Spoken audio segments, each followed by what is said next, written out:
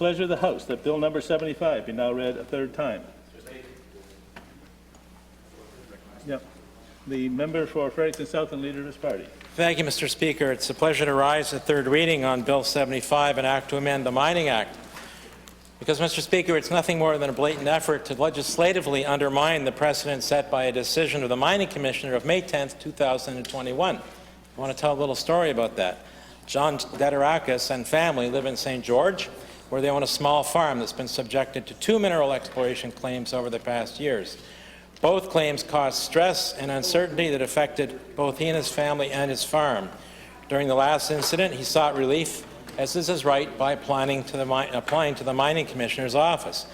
The Mining Commissioner found that prospecting activities on Mr. Dedarakis' land should not proceed without his consent, as is required from every other activity related to the pursuit of mineral development on cultivated land. And he found that the prospecting activities could not proceed either without the town of St. George's consent, as the land falls within its municipal boundaries. As a result, the Mining Commissioner ordered that prospecting activities could not proceed on Mr. Dedarakis' farm without his consent and without that of the town of St. George.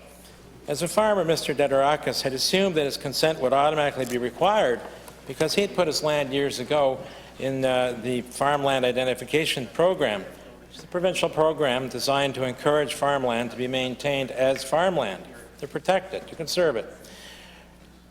That hasn't been the practice, though, because unlike every other activity related to mineral development on cultivated land, mineral development in the Mining Act requires the consent in those cases of the landowner to be obtained in order to proceed.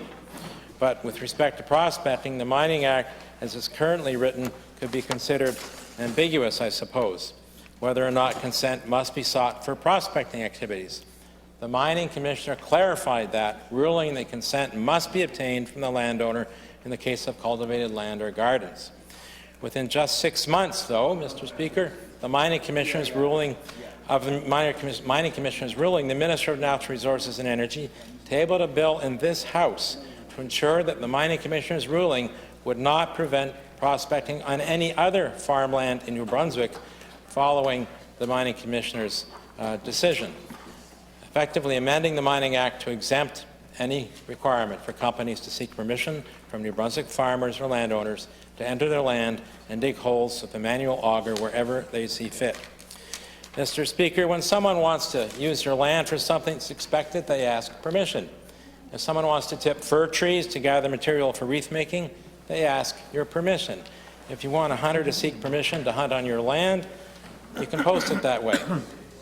If this bill passes, Mr. Speaker, farmers and others with cultivated land will be unable to prevent prospecting activity on their land.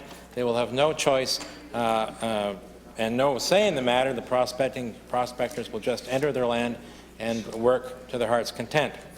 As Mr. Dedarakis wrote in a letter to the Premier about this, he said there's a big power imbalance when the combined weight of the province and a mining corporation knocks at the gate of a small rural farm backed up by the authority of the Mining Act.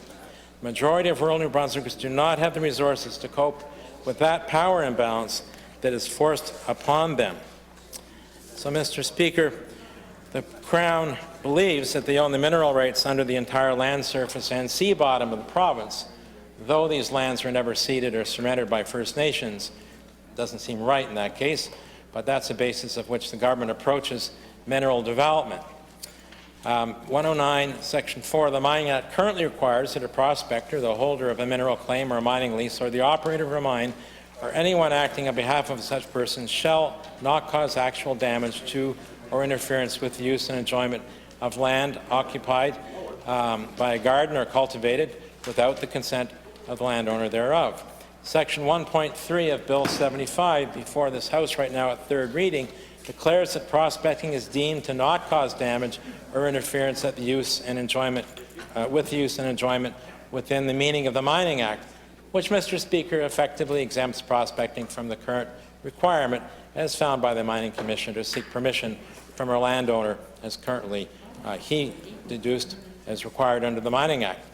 So, Mr. Speaker, I want to make a reasoned amendment to the motion for third reading, seconded by the member for Kent North, And the motion reads to be amended by deleting all the words after the word "that" and substitute the following: the House declined to give third reading to Bill 75, as the bill has serious implications to farmers and all rural landowners since it overturns the Mining Commission's decision from May 2021. The state's mining companies cannot start exploring for minerals on land without first obtaining consent from the landowner.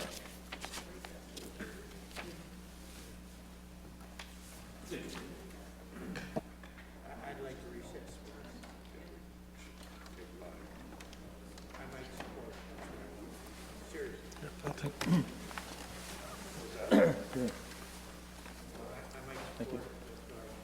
The member for Fredericton South, seconded by the member for Kent North, moves that the motion for third reading be amended by deleting all the words after the word "that" and substituting the following: the House declined to give third reading to Bill number 75, an act to amend the Mining Act. As the bill has serious...